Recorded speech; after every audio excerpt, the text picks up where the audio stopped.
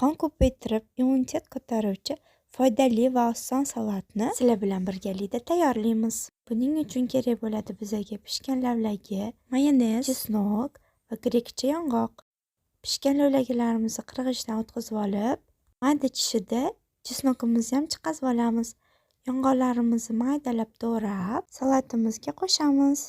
Oson, oddiy, foydali va mazali salatni siz ham tez-tez tayyorlab turing. Qarab tuz, 3-4 qoshiq mayonez solib yaxshilab aralashtiramiz.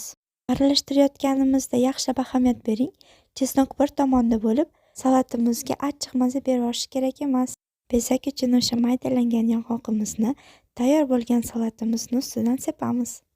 Video yoqqan bo'lsa, kichkinagina like bosib, shiringina kommentariy yozishni unutmang. Videoni tayyorlab beradigan odamingizga jo'natib qo'ying. Sog' va omon bo'ling.